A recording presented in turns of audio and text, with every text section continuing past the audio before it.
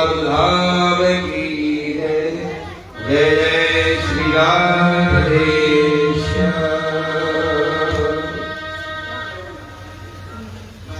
बोलिए भक्त वत्सल भगवान की। परम करुणामय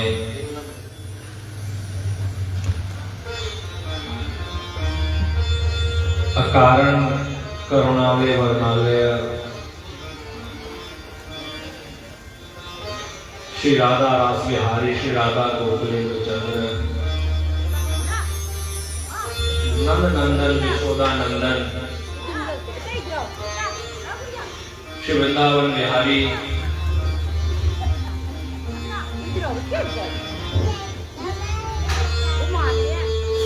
भगवान श्री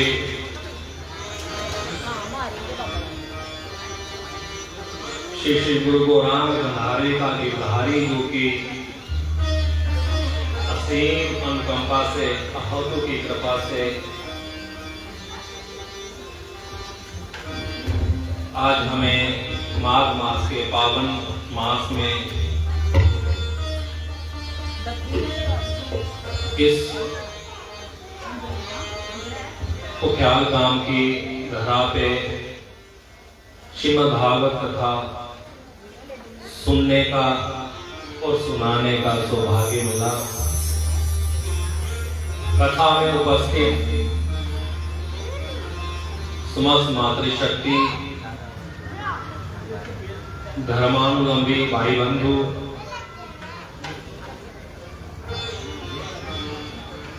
सबको यथा योग्य मेरा प्रणाम। हरे कृष्ण। आज भागवत जी का प्रथम दिवस और भागवत जी के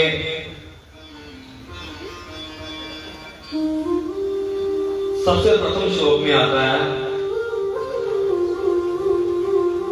सच्चिदानंद रूपाय विश्वोत्पत्त्यादि हेतुवे तव पुत्राय विनाशाय श्री कृष्णम वयम नमः। कि जो भगवान सच्चिदानंद हैं, जो सदा सत्य हैं, सत्य स्वरूप हैं भगवान, और हमेशा सदा सर्वदा आनंद में रहते हैं। और जो भगवान सत्य हैं, सृष्टि के पहले भी थे, मध्य में भी हैं और सृष्टि के बाद में भी रहेंगे।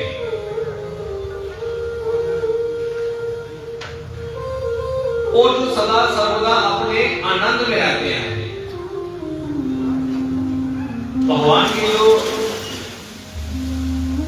शक्ति है श्रीमद् राधा रानी सदैव उनके साथ लीला विलास में रहते हैं। और जो भगवान सारी सृष्टि के कारण हैं, जिनसे सारी सृष्टि उत्पत्ति हुई, सारी चराचर ब्रह्मांड जिनसे बने, जिन्होंने बनाए, और जो भगवान तीनों तापों का विनाश करने वाले हैं, आदि देविक, आदि भौतिक और आध्यात्मिक, ऐसे भगवान श्री कृष्ण को मैं प्रणाम करता।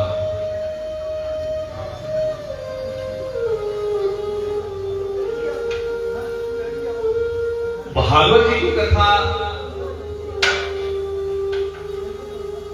एक साधारण नहीं है।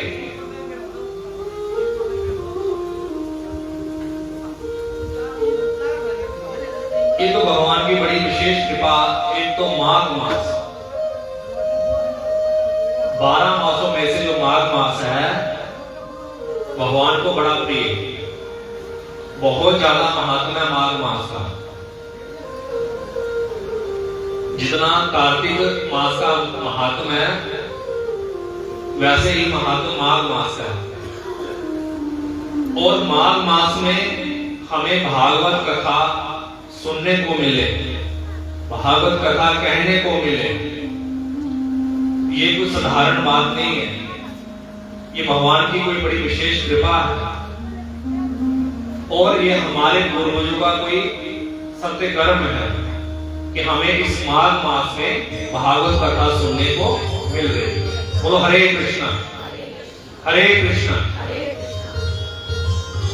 तो ये भागवत कथा, इसकी शुरुआत कैसे हुई, आरंभ कैसे हुई, किसने किसको सुनाई, कहां से चली ये भागवत कथा?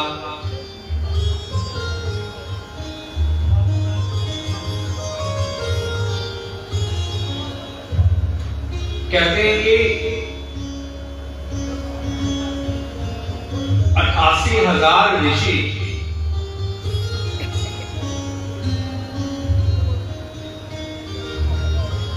नैमिषारण्य धाम में एकत्रित हुए। नैमिषारण्य धाम जो है वो कोई साधारण धाम नहीं है। नैमिषारण्य की जो महिमा है वो तुलसीदास जी रामकृष्ण मानस में भी व्याख्यान करते हैं नैमिषारण्य धाम का कि नैमि तीर्थवर नैमिष विख्याता, तीर्थवर नैमिष विख्याता, अति पुनीत साधक सिद्धि दाता, वसई तहां मुनि सिद्ध समाजा, कहेंगे हर्षित चले मनुराजा। कि नैमिषारण्य जो धाम है, मनु जी ने शतरूपा के साथ 23,000 वर्ष वहां पे तप किया। और जैसे भगवान विष्णु अपने वैकुंठ लोक में रहते हैं ना लक्ष्मण जी के साथ, ऐसे ही 8 वैकुंठ इस धरती पर भी है। 8 वैकुंठ, 8 वैकुंठों में से 4 वैकुंठ जो है वो है दक्षिण भारत में, और जो 4 वैकुंठ हैं वो है उत्तर भारत में। दक्षिण भारत में जो 4 वैकुंठ हैं, सबसे पहले है श्रीरंगम, फिर उसके बाद है श्री मनुष्यम, फिर उसके बाद है वेंकटेश जिसे हम तिरुपति बालाजी कहते हैं, फिर उसके बाद है कोत्रादी। और ये 4 हो गए दक्षिण भारत के। अब ये 4 जो हैं ये उत्तर भारत के हैं। सबसे पहले है नेपाल में गंडकी नदी, जहां से शालिग्राम भगवान निकलते हैं। और दूसरा नैमिषारण्य, तीसरा पुष्कर, यहां पूरी दुनिया का, पूरे ब्रह्मांड सृष्टि का, ब्रह्मा जी का एक ही मंदिर है पुष्कर में। और चौथा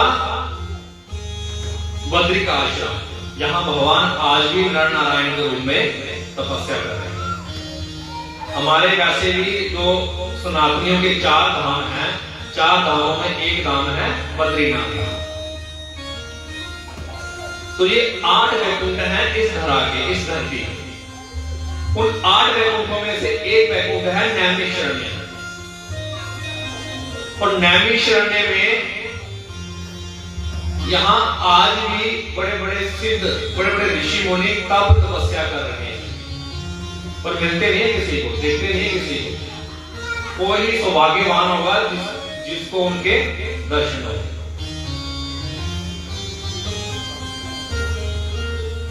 तो यहां नैमिषारण्य जो धाम है, वहां शौनक जी ने सूत महाराज जी से प्रश्न किया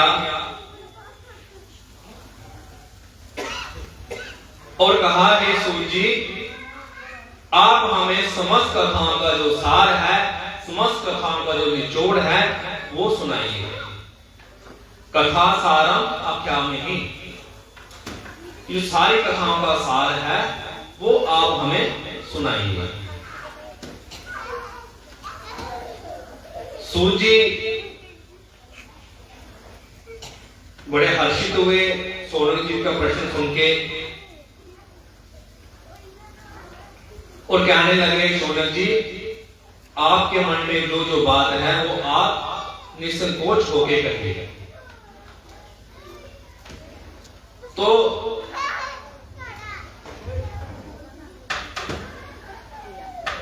शौनक जी पूछते हैं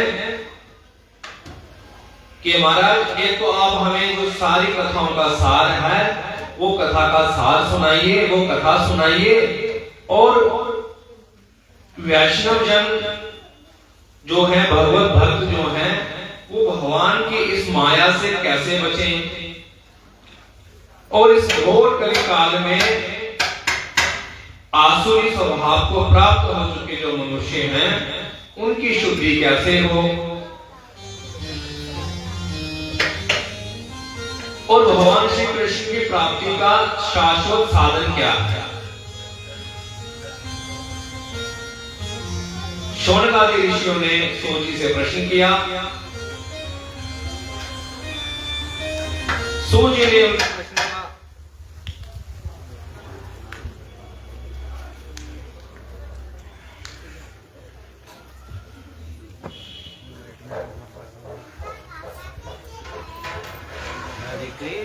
Hare Krishna Krishna Krishna Hare Hare Hare Ram Ram Ram Hare Hare Krishna Hare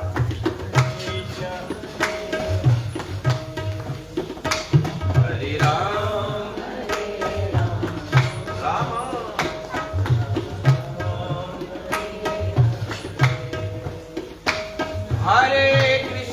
Hare Krishna Krishna Krishna Hare Hare Hare Ram Ram Ram Hare Hare Hare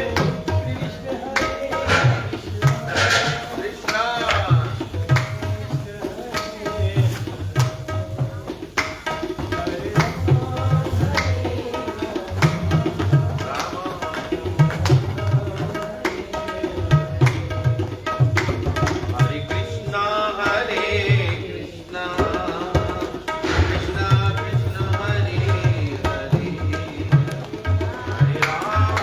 Hare Ram Ram Hare Hare Hari bolo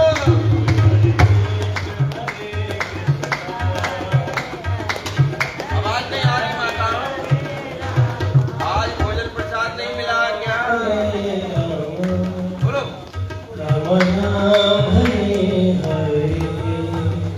हरे कृष्ण बोले भक्त वत्सल भगवान की जय। शौनक आदि ऋषियों ने सूत जी से बड़े सुंदर सुंदर प्रश्न किए। सूत जी उनके प्रश्न सुन के बड़े हर्षित हुए। सूत जी कहने लगे कि हे शौनक आदि ऋषियों, यदि हमारे पास कोई चिंतामणि हो तो वह हमें सिर्फ इस दुनिया के सुख ही प्रदान कर सकती है।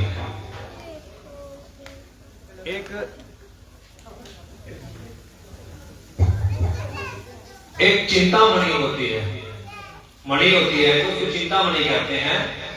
आप मन में कोई भी चिंतन करोगे, किसी भी चीज का चिंतन करोगे कि मुझे फलानी वस्तु चाहिए, वो तुरंत आपके सामने हाजिर हो जाएगी।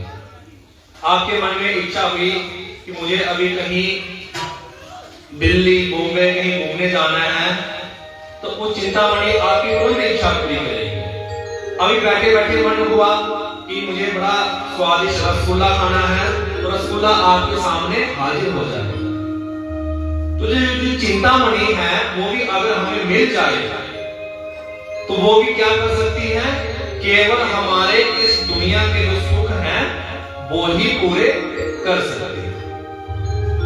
फिर आगे सूत जी कहते हैं कि शौनक ऋषियों, इसके आगे अगर हमें कल्प वृक्ष भी मिल जाए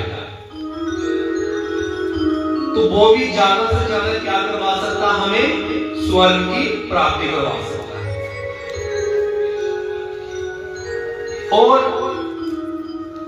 स्वर्ग जाने से क्या होगा, स्वर्ग जाकर जितने हमारे पुण्य होंगे वो पुण्य हमारे जब खत्म हो जाएंगे तो स्वर्ग से भी दोबारा वापस हमें करका दे दिया जाएगा। ये मत सोचना कभी कि स्वर्ग जाके मुक्ति हो गई, तो स्वर्ग जाके वापसी नहीं होगी। स्वर्ग में जितना आपका पुण्य किए हैं आपने, वो पुण्य जब आपके खत्म हो गए, फिर आपके कर्म के अनुसार आपको फिर से इस धरती पे जन्म लेना पड़ेगा। आपके कर्म अच्छे होंगे तो मनुष्य जन्म मिलेगा, अगर कर्मों में गड़बड़ी होगी तो फिर पता नहीं कौन कौन सी योनि में जन्म लेना पड़ा। बोलो हरे कृष्णा, हरे कृष्णा। सूजी कहते हैं कि ये सौभाग्य, अगर हमें कल्प वृक्ष भी मिल जाए तो भी ज्यादा से ज्यादा हमें वो स्वर्ग की प्राप्ति करवा सकता है। किंतु आगे सूजी क्या कहते हैं, किंतु क्या, किंतु अगर हमें कोई समर्थ सदगुरु मिल जाए, कोई भगवान का विशेष कृपा पात्र भगवत भक्त हमें मिल जाए, कोई वैष्णव हमें मिल जाए, कोई सच्चा गुरु हमें मिल जाए, तो वो क्या करा सकता हमें, योगी दुर्लभम वैकुंठे प्रचयन्ति, कि जो वैकुंठ धाम योगियों के लिए भी दुर्लभ है। बड़े बड़े योगी उस वैकुंठ धाम तक नहीं पहुंच पाते। अगर कोई ऐसा वैष्णव हमें मिल जाए, कोई ऐसा सच्चा सदगुरु हमें मिल जाए, तो हमें वो उस वैकुंठ धाम की प्राप्ति करवा सकता है। वो वैकुंठ धाम जहां से कभी वापसी नहीं। बोलो हरे कृष्ण। भगवान का जो वैकुंठ धाम है ना, अति अति दिव्य धाम है भगवान का। जब भी कोई वैकुंठ धाम में जाता है, पहली बात तो कोई आम आदमी वहां तक जा ही नहीं सकता, क्योंकि हमारे कर्म इतने शुभ ही नहीं है। अगर किसी वैष्णव ने, किसी साधु संत ने कोई ऐसी कृपा कर दी, भगवत धाम चले गए, वैकुंठ को चले गए, तो हमारा सबसे पहले क्या होगा, हमारा जो शरीर है वो दिव्य हो जाएगा, वो आध्यात्मिक हो जाएगा। जैसे भगवान विष्णु चतुर्भुजी है, भगवान विष्णु की 4 भुजाएं हैं ना, ऐसे हमारी भी 4 भुजाएं हो जाएंगी। जैसी पोशाक भगवान ने दिव्य दिव्य पहनी हुई है, वैसी पोशाक हमारी हो जाएगी। जैसा सुंदर मुकुट भगवान ने पहना हुआ है, ऐसा मुकुट हमारे सर पे धराया जाएगा। केवल एक फर्क रहेगा। क्या फर्क रहेगा, भगवान के गले में कौस्तुभमणि होगी, वो कौस्तुभमणि हमारे पास नहीं होगी। भगवान के गले में गुंजा की माला होगी, वो हमारे गले में नहीं होगी। बाकी हमारी पूरी शक्ल अकल रंग रूप सारा भगवान जैसा ही दिव्य हो जाएगा। और जब उस दिव्य आध्यात्मिक शरीर हमें मिल जाएगा, फिर भगवत धाम को जाएंगे, फिर वहां से हमारी वापसी नहीं होगी। क्यों? क्योंकि वहां जाकर हमें कोई ना कोई गुरु वैष्णव के अनुगत्य में भगवान की सेवा मिल जाएगी। हाँ, कभी कभार क्या होता है कि भगवान की इच्छा से कोई भगवान का विशेष कार्य हो, उस कार्य करने के लिए भगवान की इच्छा से, भगवान की आज्ञा से इस तरह पे आना पड़ता है। बोलो हरे कृष्ण। तो जो हम ये भागवत कथा सुन रहे हैं, ये भागवत कथा साधारण नहीं है। भागवत कथा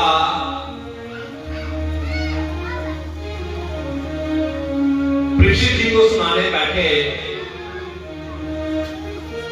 देवता लोग आगे बोले, महाराज ये भागवत कथा आप इन्हें मत सुनाइए, ये भागवत कथा आप हमें सुना दो। परीक्षित को भय है ना इसकी मृत्यु का, ये लो अमृत का कलश, इसको अमृत पिला दो, परीक्षित अमर हो जाएगा, इसको इसका मरने का भय छूट जाएगा। ये भागवत रूपी जो अमृत है, ये आप हमें पिला दो।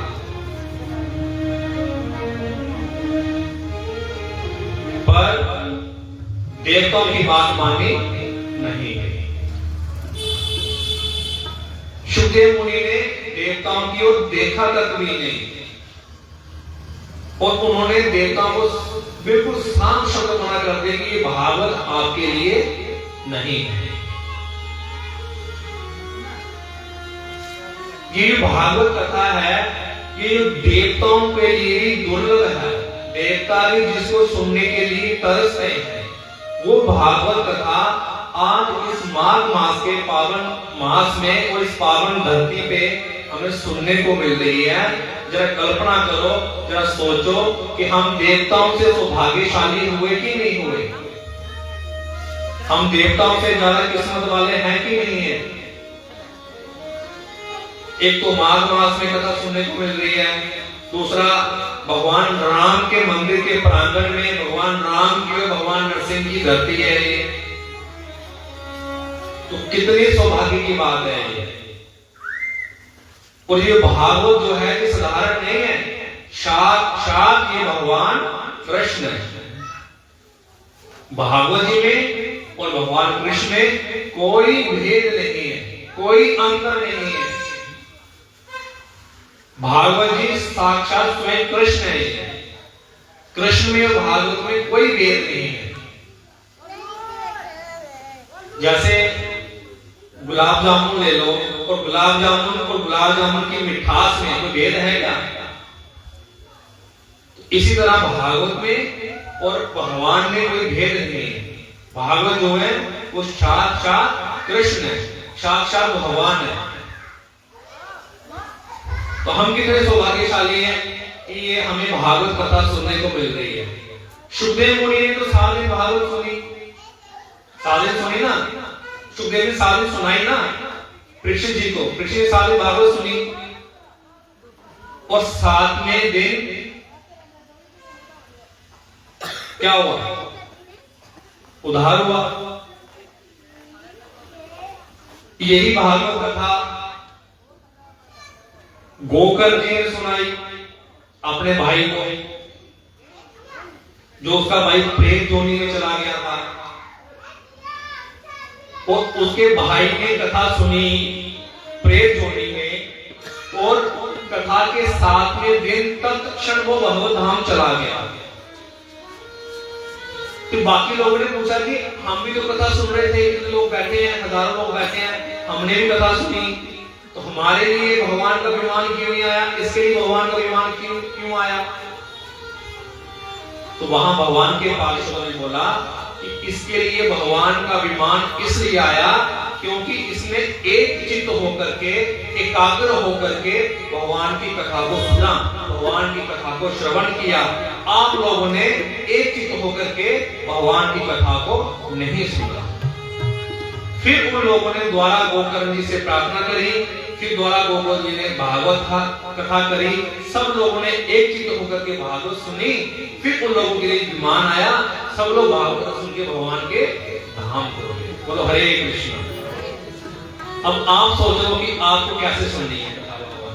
7 दिन आपके पास है, समय भी निकाला आपने, कितना धन भी खर्च किया आपने, कितनी मेहनत भी की आपने, तो फिर इस मेहनत को बेकार जाने देना है कि या किसी के पल्ले पाने से मेहनत को पल्ले पड़नी चाहिए कि नहीं पड़नी चाहिए? अच्छा, आज देखो दुनिया में कितनी भागवत कथा हो रही है ना, हर गांव में, हर शहर में, हर गांव में साल की 2-3 दिन कथाएं होती नहीं होती। तो फिर हमारे जीवन में परिवर्तन क्यों नहीं आता? सुखदेव जी ने कथा सुनी, जीवन का क्षण परिवर्तित हो गया उनका। तो हमारे जीवन में हम फिर भी क्योंकि जैसे भी वैसे ही हैं हम, कोई फर्क आया? नहीं फर्क आया। क्यों नहीं आया जी? क्यों नहीं आया? कारण क्या है इस चीज का? भगवान का नाम तो एक पल में उद्धार करने वाला है, मंगल करने वाला है। भगवान के नाम में और भगवान में कोई फर्क ही नहीं है। भगवान ने अपनी सारी शक्ति जो है अपने नाम में भरी हुई है, अपनी कथा में भरी हुई है भगवान ने। तो फिर हमारा जीवन क्यों नहीं चेंज हुआ? क्यों? क्योंकि हमने इधर से सुना, इधर से निकाल दिया, उसको अपने जीवन में ग्रहण ही नहीं किया, उसको अपने जीवन में धारा ही नहीं हमने। यहाँ कथा में बैठे हैं, सुनेंगे, बड़े मूर्ति दिखाएंगे सारे, और घर जाके फिर ज्यों के त्यों हो। बोलो हरे कृष्ण। तो फिर ऐसा टाइम वेस्ट करने का, पैसा वेस्ट करने का कोई फायदा है? कोई फायदा है? इस आयोजन करने का फायदा तभी है जब हम भागवत का कोई एक गुण भी अपने में धारण कर लेंगे। भागवत सुनने का फायदा तभी है जब सुन के हम अपने जीवन में उसको ग्रहण करेंगे और उसके उसके अनुसार अपने जीवन को चलाने की हम कोशिश करें। और किस्मत बदल गई है मेरी, राधे राधे गाकर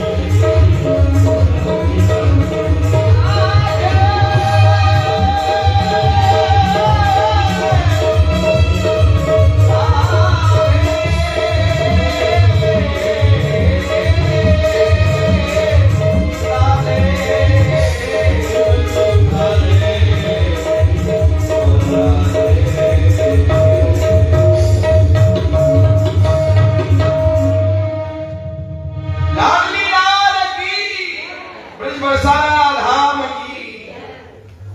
बोली भक्त वत्सल भगवान की। तो भागवत कथा का सार क्या है? भागवत कथा का महात्म क्या है? भागवत कथा का महत्व क्या है?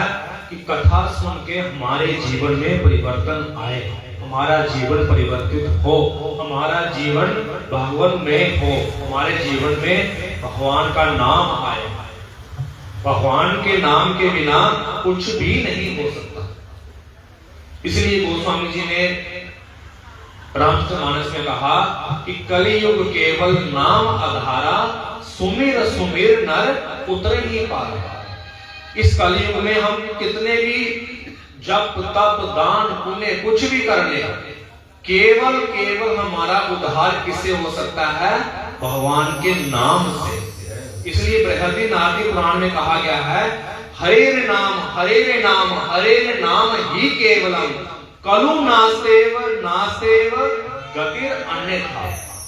कि हरि नाम हरि नाम हरि नाम ही केवल, कलु नास्तेव, कलयुग में और कोई अन्य गतिर अन्यथा, और कोई गति नहीं है। कलयुग में केवल एक ही गति है मानव मात्र की, केवल भगवान का नाम लेने से, भगवान के नाम की शरण ग्रहण करने से। ध्यान करने बैठेंगे तो आज के समय में ध्यान लगेगा? घर में 100 काम है, आंखें बंद करके बैठेंगे 100 काम याद आएंगे। पहली बात तो यह है कि हमें विषय वासना ही नहीं छोड़ेगी, तो ध्यान भी हम नहीं कर पाएंगे। फिर बात आई यज्ञ की, यज्ञ भी मानो किया, तो आज के कलयुग के समय में यज्ञ के लिए शुद्ध औषधियां मिलेंगी? बिल्कुल नहीं मिलेंगी, कहीं भी नहीं मिलेंगी।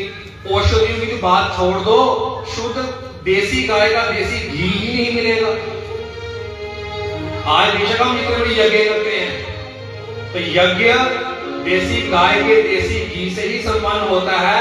ये जो हम जोत लाते हैं, ये सिर्फ घी, ये तो घी नहीं है। एक घी की जोत पूजा भगवान स्वीकार नहीं करते हैं। आज हम बड़े बड़े मंदिरों में जाते हैं, देखते हैं वहां लाइनें लगी हैं, लोग क्या करते हैं? पैकेट वाला दूध लेते हैं, भगवान शिव पे डाल रहे हैं। वो दूध है क्या? वो केमिकल है। वो पैकेट वाला दूध की बात छोड़ो, भगवान शिव भैंस का दूध, क्या बलैती गाय का दूध भी स्वीकार नहीं करते। भगवान शिव पे चढ़ाने के लिए भी शुद्ध भारतीय नस्ल की देसी गाय का दूध हो तो वही हम चढ़ा सकते हैं। ये मैं नहीं कह रहा हूं, ये हमारे शास्त्र कह रहे हैं। ये मेरी मन बनाई बात नहीं है, ये शास्त्रों की बात है। ये हमारे भारतीय नस्ल की शुद्ध देसी गाय की बहुत महिमा है। भगवान के घर कितनी गई है? नंद बाबा के घर में 11 लाख गईयां, और कोई दुबली पतली बलैती उड़ती नहीं है, सब भारतीय नस्ल की देसी गायें हैं। और जब भगवान का जन्म हुआ तो बाबा ने 2 लाख गैया ब्राह्मण को दान कर दी। पीछे कितनी बची? 9 लाख गैया, और 9 लाख गैया को भगवान स्वयं नंगे पांव जाके गोचारण करते हैं। बोलो हरे कृष्णा। तो सोचो गाय की कितनी महिमा है। आज हमारे घर में कोई भी शुभ कार्य होता है ना, तो गोदान करते हैं। बड़ी मुश्किल से कहीं से गाय ढूंढ के लाते हैं। पहली बात तो देसी गाय मिलती नहीं है ना, बलैती गाय मिलती है। फिर जिस पुरोहित को देते हैं उसके गले भी फा पड़ जाता, वो क्या करे? वो गेट से बाहर निकलता ही आपने गाय लाई 40,000 की, गेट से बाहर निकल के 5,000 की किसी को बेच आएगा। ये गोदान हुआ क्या?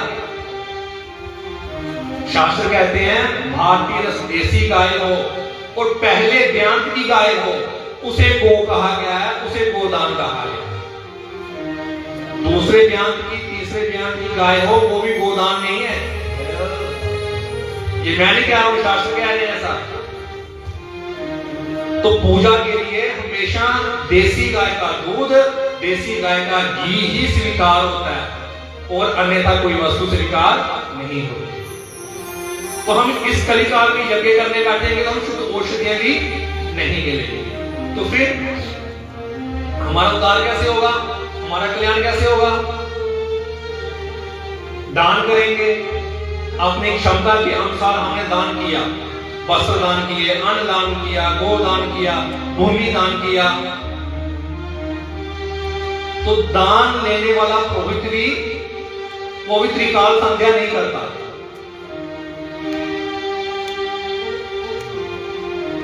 वो भी आजकल के उनके भी यज्ञ पुरोहित नहीं होगा, शिखा नहीं होगी, तो वहां से भी हम रह गए।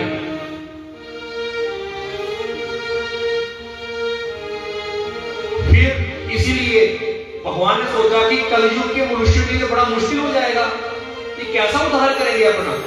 सतयुग के लोग तो तब तपस्या करते थे, हजारों हजारों साल तपस्या करके भगवान को प्रसन्न कर लेते थे। त्रेता युग के लोग दान पुण्य करके भगवान को प्रसन्न कर लेते थे। द्वापर में अर्चन करके पूजन करके लोग भगवान को प्रसन्न कर लेते थे। पर कलयुग में वैसी व्यवस्था है ही नहीं कोई भी।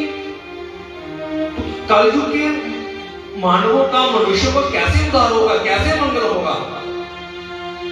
इसीलिए भगवान ने कलयुग के मनुष्यों के मंगल के लिए, उनके कल्याण के लिए भगवान ने अपनी सारी शक्ति अपने नाम में लगाई। इसलिए तुलसीदास, अच्छा नाम लेने का कोई विधि विधान नहीं है कि नहा धो के शुचि होके ही नाम लेना भगवान का, नहीं। आप जिस अवस्था में हो, सोए हो, लेटे हो, नहाए हो, नहीं नहाए हो, जैसे भी अवस्था में भगवान का नाम लोगे वो मंगल करेगा ही करेगा। एक गुड़ की रोड़ी है, गुड़ की रोड़ी, उसको जिस ओर से मुंह में डालोगे वो मिठास ही देगी, वो देगी ना। ऐसा नहीं सीधा मुंह में डालेगा तो मीठी लगेगी, उल्टा मुंह में डालेगा मीठी नहीं लगेगी। तो भगवान का नाम हम कैसे लेंगे। तुलसीदास जी कहते हैं, तुलसी मेरे राम सो रीझ बजो न खींच, भूमि पड़े उगेंगे उल्टे सीधे बीज। जैसे एक किसान खेत में फसल बोता तो बीज फेंकता ना ऐसे करके, वो एक बीज ऐसे करके थोड़ी लगाया जाता है, तो ऐसे बीज फेंकता है। वो बीजों उल्टे पड़ते हैं, सीधे पड़ते हैं, वो सारे बीज अंकुरित हो जाते हैं। तो इसलिए जो भगवान का नाम है हम जैसे भी लेंगे, भाव से लेंगे तो भी मंगल करेगा, उभाव से लेंगे तो भी मंगल करेगा। अच्छा, भगवान के भक्त हुए, उनको भगवान की महिमा का पता। अब जो भगवान के भक्त नहीं है, अब कंस क्या है, भगवान का भक्त है क्या? बोलो, भगवान का भक्त है कंस? रावण भगवान का भक्त है क्या? दुर्योधन भगवान का नहीं है ना। तो फिर वो भी दिन रात दुर्योधन की सपने दिन रात कृष्ण कृष्ण कृष्ण कृष्ण कृष्ण कृष्ण कृष्ण कृष्ण। कंस को तो नींद नहीं आती, उसको चारों कृष्ण ही कृष्ण दिखाई पड़ता है। दुर्योधन भगवान का नाम ले रहा है, कंस भगवान का नाम ले रहा है, वो भाव से ले रहा है कि कुभाव से ले रहा है? भाव से ले रहा है ना, वो शत्रु भाव है उसके अंदर। तो उसका मंगल हुआ कि नहीं हुआ? भगवान ने उसको उद्धार किया कि नहीं किया? उनको भगवत नाम मिला कि नहीं मिला? तो भगवान का नाम हम अगर भाव से भी लेंगे तो भी हमारा मंगल करेगा ही करेगा। वो अपना प्रभाव, अपना असर दिखाएगा ही दिखाएगा।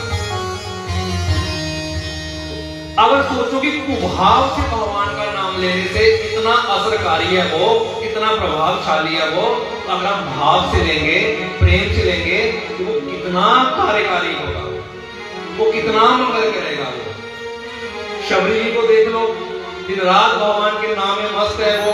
गुरु ने कह दिया कि भगवान तेरी कुटिया आएंगे, पता नहीं भगवान कौन है, दिन रात राम राम राम राम राम राम रटे जा रही है, रटे जा रही है, रटे जा रही है, रटे जा रही है। भगवान चल के उसी कुटिया में आए कि नहीं आए? आए कि नहीं आए भगवान कुटिया में? मीरा जी को देख लो, राज घराने की रानी है वो दिन रात कृष्ण कृष्ण कृष्ण कृष्ण करती है वो। तो भगवान ने क्या कुछ नहीं किया उनके लिए। मीरा जी जब अंतिम समय था उनका, तो वो द्वारकाधीश में समाहित हो गई। आज तक मीरा जी को जो पार्थिव शरीर नहीं मिला, वो श्री भगवान के नाम चली गई। एक मीरा जी और एक भगवान के भक्त हुए हैं तुकाराम, महाराष्ट्र में विठल भगवान के परम भक्त हुए हैं। वो भी स्वश्री भगवान के दाम बन गए।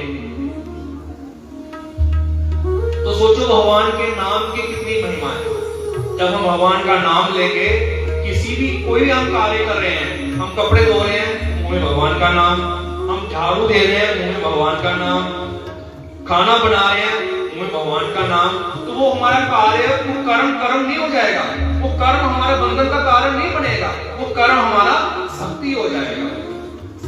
हो गए भव से पार लेकर नाम तेरा, हो गए भव से पार लेकर नाम तेरा, हरि नाम तेरा, हो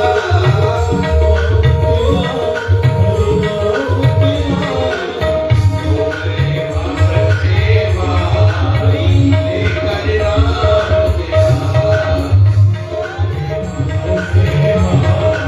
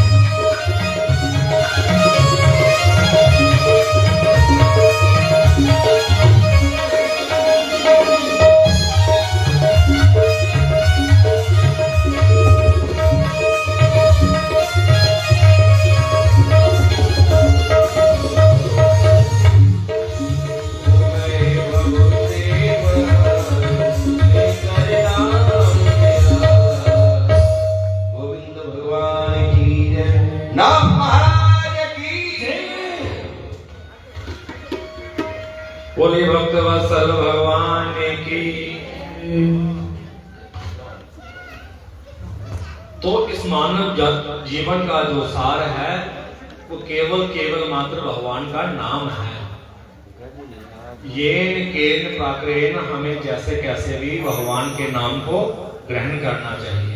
चलते फिरते उठते जागते सोते सब समय भगवान का नाम मुंह में रहना चाहिए। हम घर का कोई कार्य करेंगे ना तो वो हमारे लिए बंधन का कार्य बन जाएगा, वो हमारा कर्म बन जाएगा। और कर्म क्या होता है? वो बंधन का कार्य होता है। कर्म जो है वो बंधन का काम करता है। उस कर्म की वजह से हमें किसी न किसी बंधन में बंधना पड़ेगा। जैसे हमने घर में खाना बनाया, खाना बना रहे हैं, मन में क्या भाव है कि खाना बना रहे हैं, बच्चे खाएंगे, पति खाएगा, परिवार के लोग खाएंगे, है ना। तो हमारी आसक्ति कहाँ हुई? परिवार में। तो वो जो आसक्ति है वो हमारा कहीं ना कहीं बंधन का कारण बनेगी। अगर वही भोजन हम भगवान का नाम लेते लेते बना रहे हैं तो हमारी बुद्धि कहाँ होगी? भगवान में, ना कि परिवार में। तो वो जो हमारा खाना बनाना कार्य तो वही है, काम तो वही है। वो जो काम हम भगवान का नाम लेते लेते करेंगे, एक तो वो जो लोग वो भोजन खाएंगे, परिवार के लोग, उनकी बुद्धि भी शुद्ध होगी। नाम लेकर हम भोजन बनाएंगे तो उस नाम का जो प्रभाव है उस भोजन में आएगा, उनकी बुद्धि भी शुद्ध होगी और हमारा जन्म भी शुद्ध होगा, काम भी हो गया और भक्ति भी होगी। इसीलिए हमें अपने इस मनुष्य जन्म को व्यर्थ नहीं जाने देना। ये हमें भगवान ने किसके लिए दिया? क्यों दिया भगवान ने जन्म? ये कभी सोचा हमने? भगवान ने हमें और जोड़ी में जन्म नहीं दिया। कितनी 84 लाख जोड़ी है, और जोड़ी में नहीं भेजा भगवान ने। भगवान ने हमें मानव जन्म दिया और तो और मानव जन्म दिया। फिर भगवान ने एक बड़ी विशेष कृपा क्या करी कि भारतवर्ष में दिया। कहीं पाकिस्तान या बांग्लादेश या अमेरिका कनाडा में नहीं दिया भगवान ने, इस भारतवर्ष में दिया। भगवान ने मानव जन्म दिया, कृपा करी। भगवान ने भारतवर्ष में जन्म दिया, विशेष कृपा करी। भगवान ने इससे ज्यादा और बड़ी विशेष कृपा क्या करी कि हमें सनातन धर्म में जन्म दिया। बोलो हरे कृष्ण हरे कृष्ण। तो फिर भगवान की कितनी कृपा हमारे पर है कि नहीं है? हम भगवान के ऋणी है कि नहीं है? तो फिर हम भगवान का ये ऋण कैसे चुकाएंगे? आप अन्य जगह जाकर देखो क्या हो रहा है वहां पे, अन्य निमतों में जाकर देखो क्या हो रहा है वहां पे। हम अपने सनातन को देखें कि हमारा सनातन कैसा है, कितनी सुंदर सुंदर व्यवस्था है हमारे सनातन में। सनातन ही एक ऐसा है जो वसुदेव कुटुंबकम की परिकल्पना करता है। सनातन ही एक ऐसा है जो कहता सर्वे वर्धानि, तो सबके सुख की कामना करता है। तो हमें इस मौके को, इस समय को नहीं चूकना चाहिए। आज से ही हम सब लोग अभ्यास करेंगे कि कोई भी कार्य करते रहे हम भगवान का नाम अपने मुख से नहीं छोड़ेंगे। बोलो हरे कृष्णा। आज से ही कथा में ही ये अभ्यास करेंगे, आज से प्रण लेंगे आज से ही कि हम चलते फिरते भगवान का नाम जो भी अच्छा लगे आपको, कृष्ण कृष्ण कहो, गोविंद कहो, राम राम कहो, जो भगवान का नाम प्रिय लगे आपको। ये जो कलयुग है, इस कलयुग का एक विशेष नाम है भगवान ने दिया हुआ। हर युग में भगवान का एक विशेष नाम होता है, इसलिए कलयुग का भगवान ने एक विशेष नाम दिया। क्या? हरे कृष्णा कृष्णा कृष्णा हरे हरे, हरे राम राम राम हरे हरे। सभी हाथ उठा के मेरे साथ बोलेंगे हरे कृष्णा हरे कृष्णा कृष्ण कृष्ण हरे हरे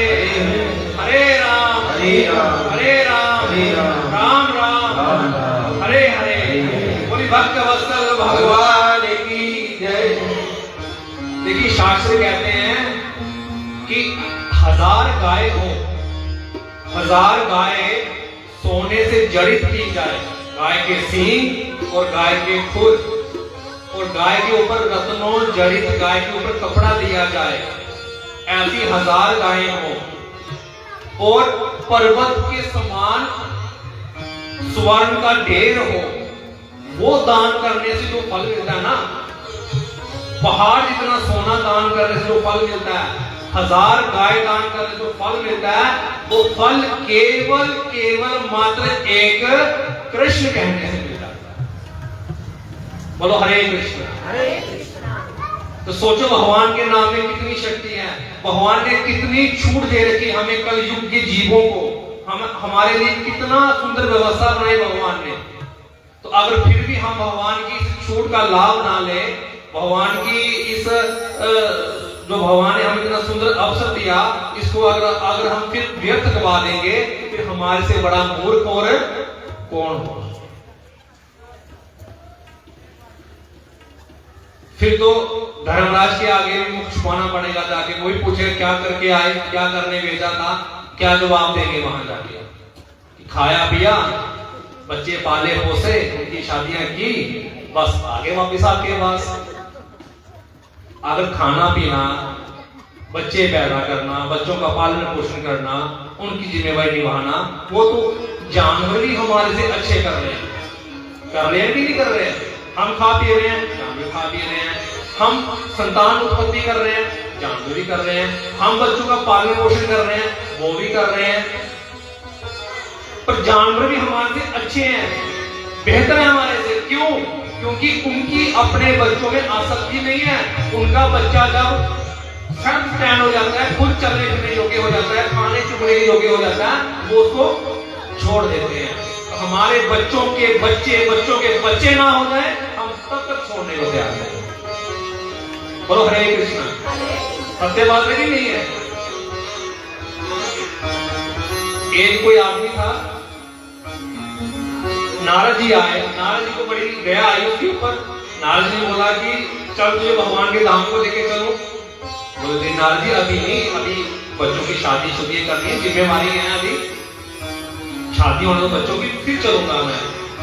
बच्चों की शादियां हो गई, नारद जी फिर आए 5 साल 10 साल के बाद। बोले अब तो तेरे बच्चे नौकरियां भी लग गए, शादियां भी होगी सबकी, अब चल। बोले नहीं नारद जी, इतना पैसा खर्च करके बच्चों की शादियां की, अब पोतरे को सुख लेने दो। अच्छा चलो ठीक है, अभी बच्चे भी हो गए, पोतरे पोतरे भी हो गए। अब नारद जी ने बोला अब चलो। बोले नहीं महाराज, अब इनको खिलाना तो है ना, बहू भी नौकरी पे चली जाती है, बेटा भी काम पे चला जाता है, ये इनको कौन संभालेगा? अब थोड़ा इनका पालन पोषण करने दो। चलो ठीक है, नारद जी ने बोला अपनी जिम्मेवारी को अच्छे से। और समय बीता, नारद जी फिर आए, बोले चलो। बोले नारद जी अभी पोतरे पोतरियों की शादियां देखनी है मैंने। एक दिन क्या हुआ, किसी कारण उस आदमी की मृत्यु हो गई। उसी घर के नाली का वो कीड़ा बना। क्या बना? उसी घर के नाली का कीड़ा बना।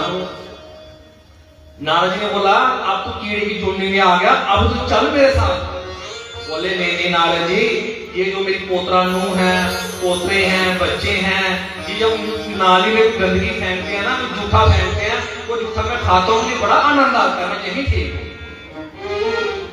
यही हालत हम सबकी है कि नहीं है? अभी यहां भगवान आ जाए, भगवान का विमान आ जाए, हम किसी एक में से भगवान में चल मेरे साथ, अभी कोई भी जाने के लिए राजी नहीं होगा। ऐसी स्थिति है।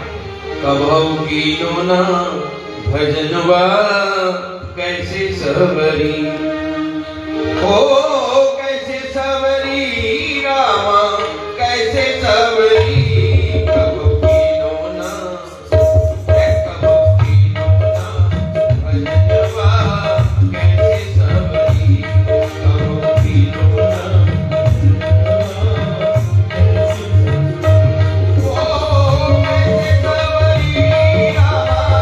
कैसे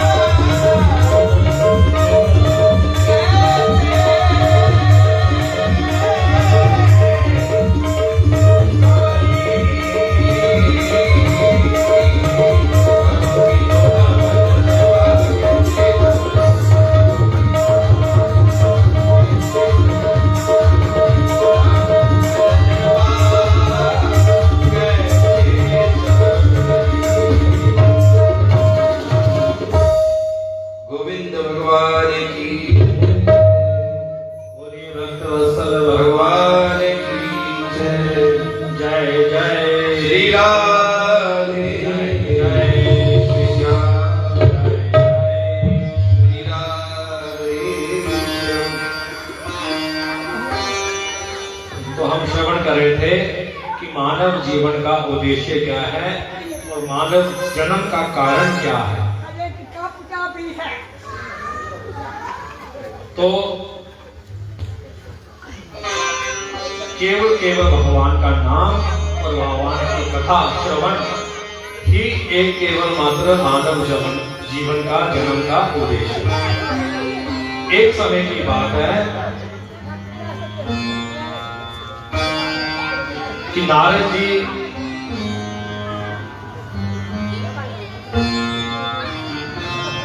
सत्संग की इच्छा से बद्रिक आश्रम में आए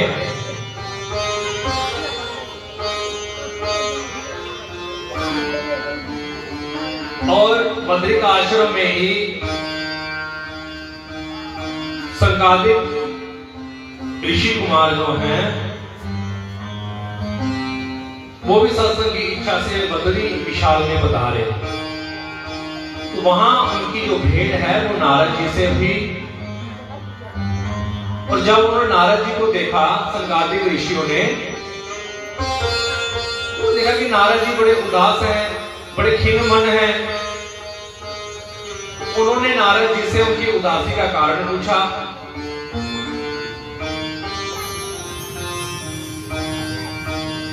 तो नारद जी ने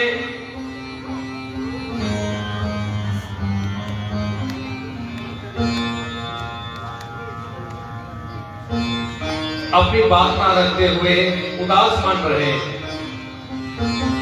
संगादिक ऋषियों ने फिर प्रश्न किया कि नारद जी आप कहां जा रहे हैं, तो कहां से आ रहे हैं, और आपका चेहरा देख के, आपका स्वरूप देखकर ऐसा लग रहा है जैसे किसी दरिद्र व्यक्ति का किसी ने धन लूट लिया हो। आप इतने उदास क्यों हैं?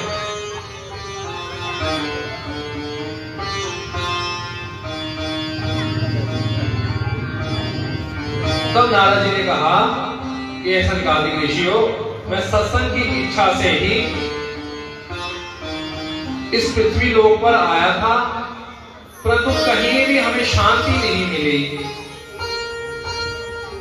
पुष्कर, प्रयाग, काशी, गोदावरी, हरिद्वार, सेतुवन, श्रीरंगम, अन्य तीर्थों पर गए, कहीं भी मन को शांति नहीं मिली।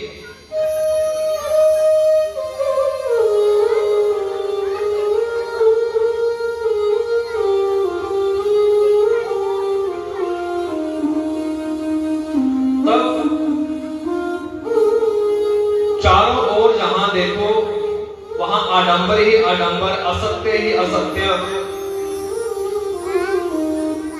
और तो और इस कली काल में, घोर कलयुग में जो साधु लोग हैं वो भी आडंबरी हो गए हैं। भोले वाले भक्तों का दान हरण करने की कला जानते हैं।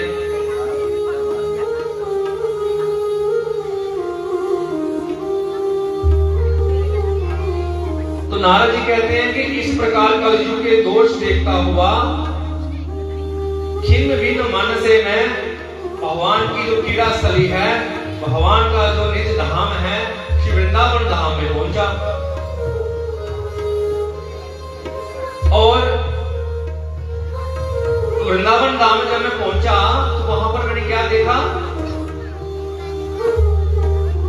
कि एक युवती, एक जवान स्त्री, उसके पास वो बूढ़े आदमी लेटे हुए हैं और वो जो स्त्री है वो विलाप कर रही है।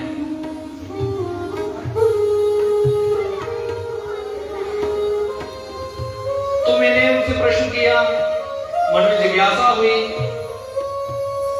तो प्रश्न किया, पूछा कि आप कौन हैं और आपके रोने का कारण क्या है। तब उन्होंने बताया कि मेरा नाम भक्ति है और ये दोनों जो बूढ़े मेरे पास अचेत अवस्था में पड़े हुए हैं, ये मेरे दो पुत्र ज्ञान और वैराग्य हैं। और समय विपरीत होने के कारण ये दोनों वृद्ध हो गए। हे नारद जी, मेरा जन्म तो दक्षिण में हुआ, दक्षिण भारत में मेरा जन्म हुआ और कर्नाटक में मेरा पालन पोषण हुआ। महाराष्ट्र में मैं कहीं कहीं सम्मानित हुई, किंतु गुजरात तक आते आते मैं नष्ट भ्रष्ट हो गई।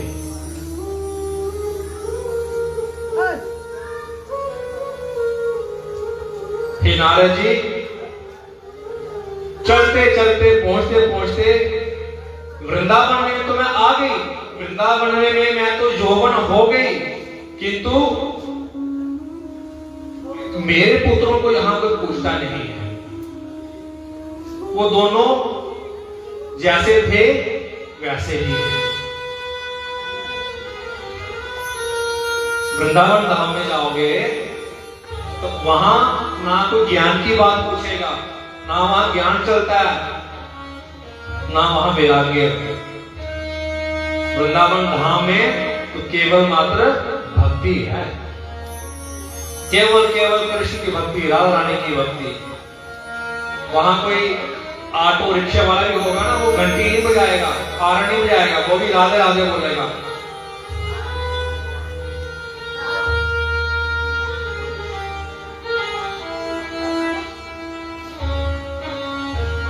तो हे नारद जी, ये मेरी अवस्था है, इसलिए मैं विलाप कर रही हूं।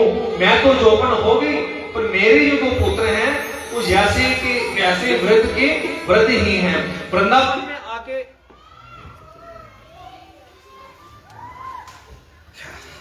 गोविंद जय जय गोपाल जय जय, गोविंद जय जय गोपाल जय जय, राधा रमण हरि गोविंद जय जय, राधा रमण हरि गोविंद जय जय, गोविंद जय जय गोपाल जय जय, गोविंद जय जय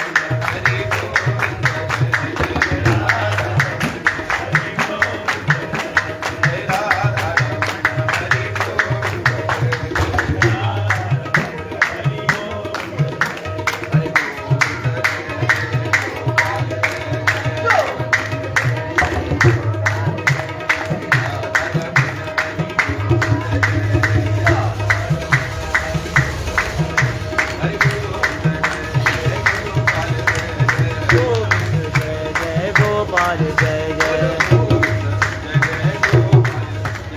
गोविंद जय जय गोपाल जय जय राधा रमण हरि गोविंद गोविंद जय जय गोपाल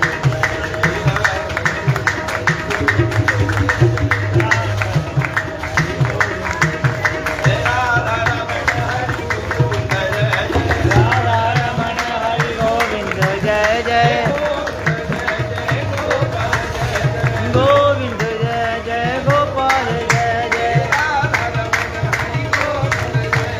राधा रमण हरि गोविंद जय जय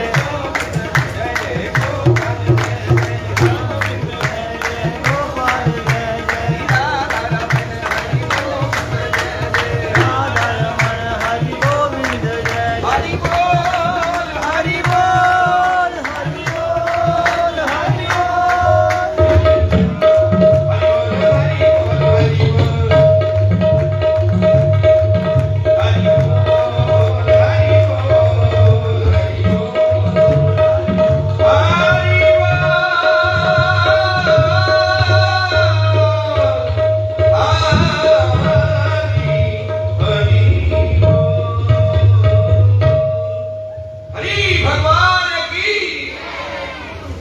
बोलिए भक्त वत्सल भगवान की।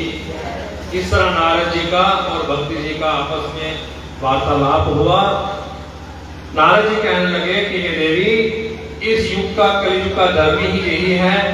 इस कराल कलिकाल के कारण सदाचार योग तप सब नष्ट हो जाएंगे।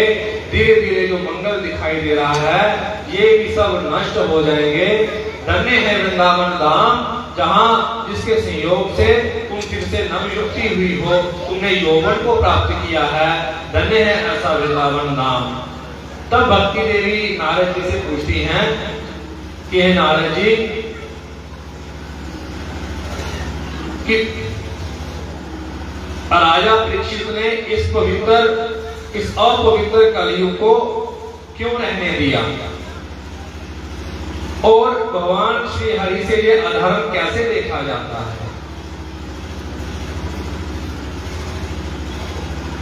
तभी नारद जी कहते हैं कि हे भक्ति देवी, राजा परीक्षित ने इस कलयुग को इसलिए छोड़ दिया क्यों? क्योंकि इसमें लाखों करोड़ों दुर्गुण हैं, फिर भी इस कलयुग में केवल मात्र एक गुण है। उस एक गुण के कारण राजा परीक्षित ने इस कलयुग को छोड़ दिया। बोले अच्छा, बोले क्या गुण है? बोले इस कलयुग में केवल मात्र एक ही ऐसा गुण है कि जो इस कलयुग में कुछ क्षण के लिए भी भगवान का नाम लेता है, उसको भगवान के धाम की प्राप्ति। बोलो हरे कृष्ण।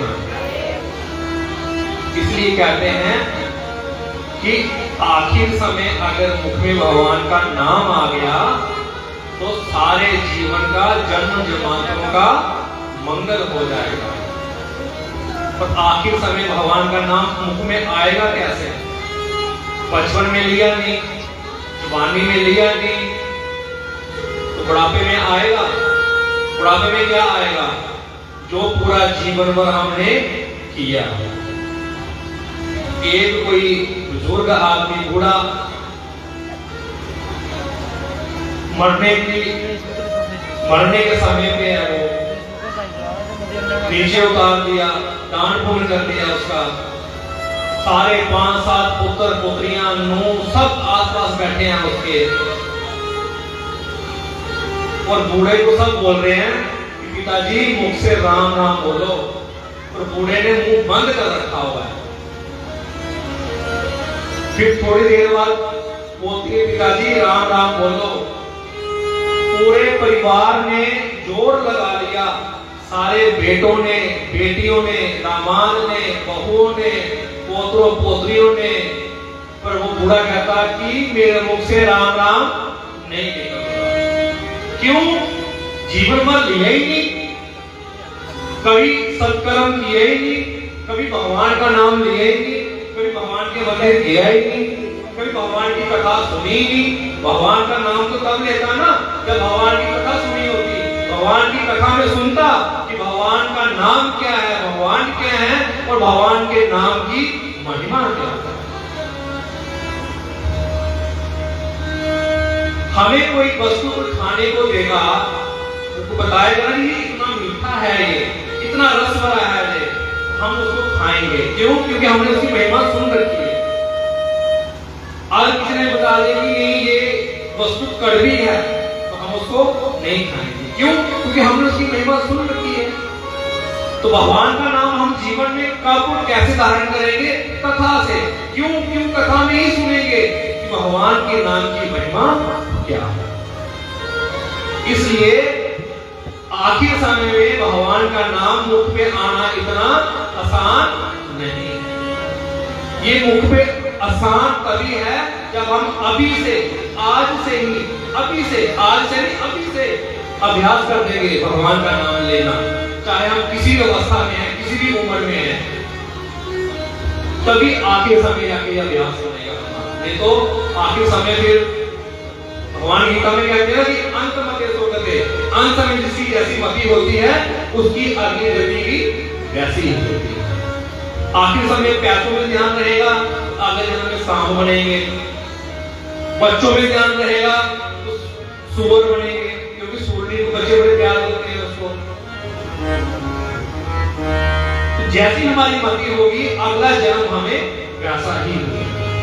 अगर अंत समय में हमारी मति, हमारी बुद्धि भगवान में लग गई, भगवान के नाम में लग गई, तो फिर जन्म जन्मांतर के जो बंधन है वो सब छूट जाएंगे। और जब भगवान का नाम मुक्ति होगा उसमें भगवान हमें लेने के लिए आएंगे। बोलो हरे कृष्ण। इसका एक बड़ा सुंदर उदाहरण हमें मिलता है। अजामिल था, अभी कथा में आगे सुनेंगे 2 दिन के बाद। अजामिल था, दुराचारी था, पापाचारी था, अनाचारी था, कभी भगवान का नाम नहीं लिया, वैश्यावृत्ति में व्यस्त था वो। पर साधु बोल के कि अपने बेटे का नाम नारायण रखा है ना। साधु संग किया ना, सत्संग किया ना कुछ पल के लिए, तो साधु ने आशीर्वाद दिया कि जो तेरे घर बेटा होने वाला है, बच्चा होने वाला, उसका नाम नारायण रखना। उसने वैसा ही किया। तो जब आखिर समय में जमदूत लेने आए तो उसने अपने बेटे को पुकारा, नारायण नारायण नारायण। और जब नारायण पुकारते तो जमदूत के भय से बेटे को पुकार रहा है। तो जब वो नारायण नारायण पुकारने लगा तो वहां कौन आ गए? भगवान के पार्षद आ गए, भगवान के दूत आ गए उसको लेने। आए कि नहीं आए? एक उदाहरण है हमारे सामने। तो ये हमें अपने जीवन में ये अभ्यास बनाना पड़ेगा। आज से, अभी से ये कथा जो 7 दिन की कथा है, ये कथा सुनना आपका तभी सार्थक है, तभी सफल है जब जीवन में हम आज से, अभी से ही भगवान का नाम ग्रहण करते हैं। तो नारद जी ने कहा कि हे देवी, कलयुग की बड़ी विशेष महत्ता है कि इसमें एक गुण है क्या कि केवल मात्र एक बार भगवान का नाम लेने से कलयुग में जीव का मंगल हो जाता है। बोलो हरे कृष्ण। तब देवी भक्ति देवी कहते हैं कि हे नारद जी, आप धन्य हैं और आप जैसे साधु पुरुषों का दर्शन समस्त सिद्धियों का कारण है। हे नारद जी, आपके ही उपदेश से प्रहलाद जी ने भगवान को पाया, ध्रुव जी ने ध्रुव पद को प्राप्त किया। हे नारद जी, हे ब्रह्मपुत्र, मैं आपको प्रणाम करती हूं। तब नारद जी कहते हैं कि हे भक्ति देवी, तुम चिंता मत करो, भगवान के नाम का आश्रय लो, तुम्हारा जो दुख है वो स्वतः ही दूर हो जाएगा। पर फिर भी मैं प्रण लेता हूं, मैं प्रण लेता हूं, प्रतिष्ठा करता हूं कि हे देवी, तुम्हें मैं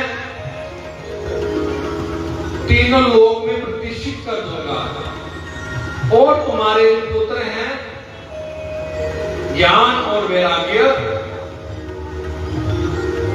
इनके भी उद्धार का मैं प्रयास करूंगा। तब नारद जी क्या करते हैं, ज्ञान और वैराग्य जो भक्ति देवी के जो पुत्र पास में बेहोश अवस्था में पड़े हुए हैं, पास जाके उनके कान में बड़े जोर जोर से कहते हैं कि हे ज्ञान उठो, हे वैराग्य उठो। नारद जी बार बार उनके कान में जाके वेदों के मंत्रों को उच्चारित करते हैं। नारद जी उनके कान में गीता का पाठ करते हैं। तब क्या देखते हैं नारद जी कि वेद मंत्र उच्चारण से, गीता का पाठ सुनाने से कुछ देर के लिए उनकी मूर्छा टूटती है और फिर वो द्वारा मूर्छित हो जाते हैं। बार बार वो मूर्छा टूटती है, बार बार वो फिर से बेहोश हो जाते हैं।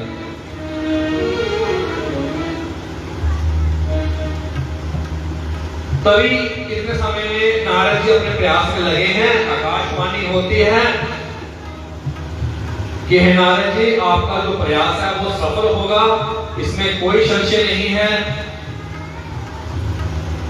तब नारद जी और प्रयास करते हैं कि ऐसा कौन सा कार्य है जिसके कार्य करने से भक्ति के जो दो पुत्र हैं, ज्ञान और वैराग्य, जो अचेत अवस्था में हैं, वो फिर से जागृत हो जाए।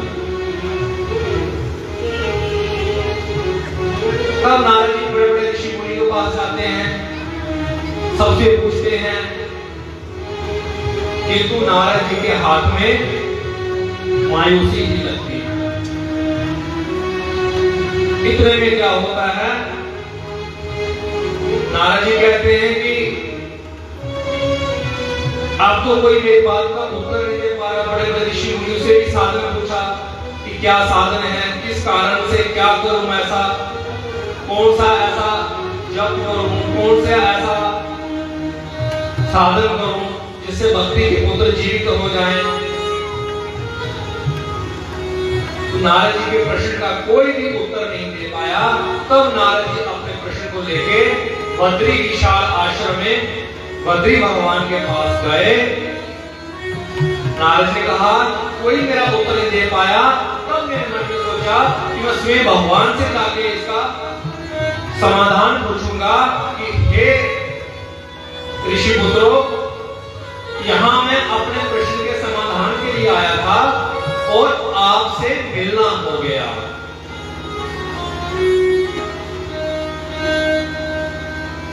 तब नारद जी ऋषि पुत्र जो संकादिक ऋषि हैं, उनसे आग्रह करते हैं कि हे ऋषि, आप तो सदा सदैव वैकुंठ में रहते हो और सदा सदैव भगवान के नाम में लगे रहते हो और भगवान की कथा ही एकमात्र आपका जीवन है। ब्रह्मा जी के 4 प्रथम मानस पुत्र हैं जो हमें सदा सर्वदा 6 वर्ष की अवस्था में ही रहते हैं। 4 भाई हैं, चारों 6 वर्ष की अवस्था से ज्यादा उनकी अवस्था नहीं होती और सदैव वो कोपीन धारण करे रहते हैं और 24 घंटे वो भगवान की कथा कीर्तन में लगे रहते हैं। कभी एक भाई व्यासपीठ पे बैठता है, 3 नीचे बैठ के सुनते हैं, फिर एक बैठता है, फिर बाकी 3 नीचे बैठ के सुनते हैं। भगवान की कथा के सिवा उनका कोई कार्य है ही नहीं। तब संकादिक ऋषि नारद जी की पीड़ा सुन के बड़े व्यथित होते हैं और नारद जी से कहते हैं कि हे देव नारद जी, आप बिल्कुल भी चिंता ना करें। भक्ति के पुत्र जो है ज्ञान और वैराग्य, जो अपनी अचेत अवस्था को है, ये स्वतः द्वारा अपनी सचेत अवस्था में आ जाएंगे। बड़ा ही सरल उपाय है। नारद जी को बड़ी उत्सुकता हुई सुनने के लिए। मैं सरल उपाय, मैं तो इतनी जगह घूम आया, बड़े आया, इतने बड़े ऋषि मुनि के आश्रम में गया, किसी ने मुझे उपाय नहीं बताया और आप कह रहे हैं कि इतना सरल उपाय है। मुझे तत्क्षण बताइए कि ये सरल उपाय क्या है, किस उपाय से भक्ति के ये पुत्र स्वस्थ हो जाएंगे।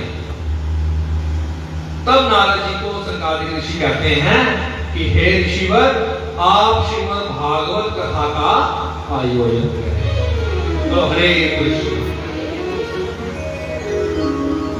आप श्रीमद् भागवत कथा का अनुष्ठान करें। भागवत कथा के अनुष्ठान से ही भक्ति के जो दो पुत्र हैं, ज्ञान और वैराग्य जो हैं, वो दोनों स्वस्थ हो जाएंगे। भागवत कथा के पश्चात ज्ञान और वैराग्य दोनों संयुक्त रूप में भक्ति घर घर और जनमानस में विहार करेगी। इसलिए हे नारद जी, आप भागवत कथा का आयोजन करें। तब नारद जी के मन में प्रश्न उठता है, तो नारद जी पूछते हैं कि जब बड़े बड़े वेद वेदांत के उद्घोष से और गीता के पाठ से नहीं उठे, नहीं अपनी अवस्था को प्राप्त हुए, तो वही भागवत कथा से कैसे संभव है ये?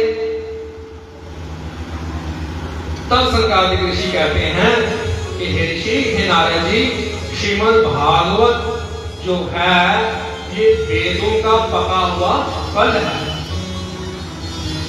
जो भागवत है ये सारे वेदों का, शास्त्रों का निचोड़ है। सारे वेदों शास्त्रों का ये सार है। सारे वेदों शास्त्रों का ये रस है।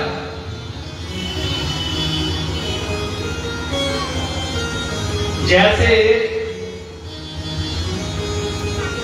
जो एक वृक्ष है, वृक्ष के रस को चखा नहीं जा सकता, ना कि उसकी छाल से, ना उसके पत्तों से।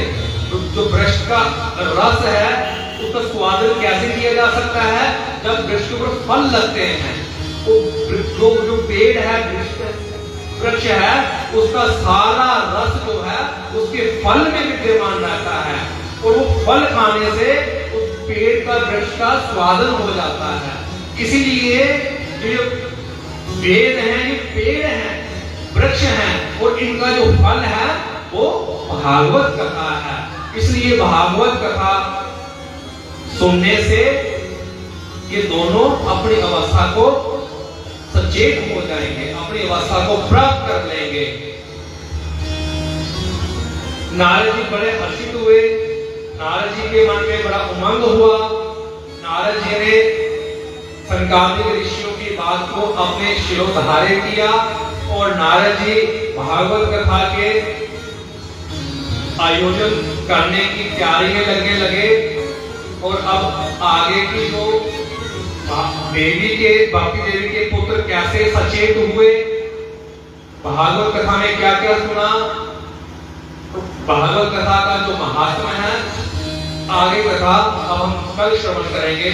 आज की कथा को हम यही विश्राम करेंगे। हर मैं तो न टूंगी राधा राधा नाम, तीरथ की गली